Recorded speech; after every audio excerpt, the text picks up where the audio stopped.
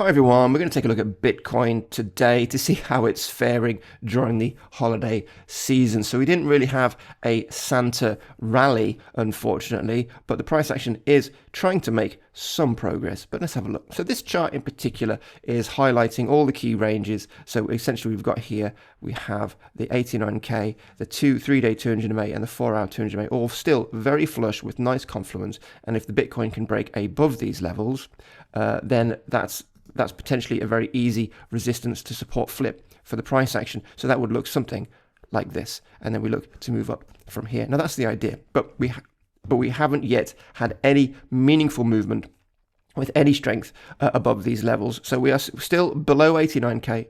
We are still below the 3-day 200 MA. We are still below the 4-hour 200 MA, which are the most significant lines in the sand to watch in the moment. But this diagonal resistance line, which has previously thwarted other previous breakouts earlier, a few days ago, early in the week, we're now having another crack at breaking above it. So if you zoom in very slightly, we can see that essentially Bitcoin has managed to break above this diagonal resistance line, but has been firmly rejected by 89K, has been firmly rejected by these moving averages, which we were just talking about. So again, we've previously said we don't need the price action to poke its head above the parapet, so to speak. We need to make a strong bullish move in order for buyers to look to come in on the flip side of these levels, which are essentially represented here. So we need to see not just this, because there's not many buyers which are going to come in now for the retest of this diagonal trend line following such a meek break.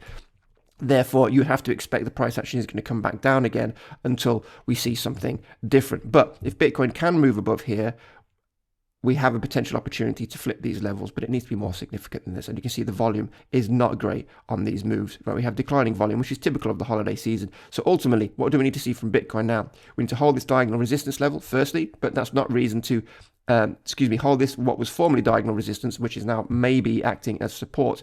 But we also need to make a move upwards because there's no way the price action can stay compressed in this area for too long. So we want to see a confirmed break above 89K, ideally into the next range like this. And therefore, that gives us a really nice bullish signal trade-off. And then we can look to come back in on the flip side of all these moving averages on 89K. And then some buyers might look to enter in this nice zone I've put on, which is represented by this little rectangle. Now, that's the idea. But right now, until we see something different, we have to presume we're going to get a rejection again. And even if we do see the price action pop its head above 89K and these moving averages here just slightly, that's still insufficient to come in for a long position, because ultimately we could just run into this resistance level and get rejected, and then not many people are going to come in on that meager break. So we do need to see something significant. Now it may work like that. You may get a move up from here, a little rejection from this, and then we have people looking to come in on the flip side, and there will be some, and then we can ride it up from there. But it's not really the bullish move which we need to see from Bitcoin for buyers to then enter the market and go, all right, the bottom's in, and therefore I'm looking to take a position. Otherwise, until we see that, people will still be stacking up their orders around this area as we approach 82K until we see a move above this range. So people are still waiting for either a strong break or a move back down to support so they can take an entry. But that's essentially what we're waiting for Bitcoin.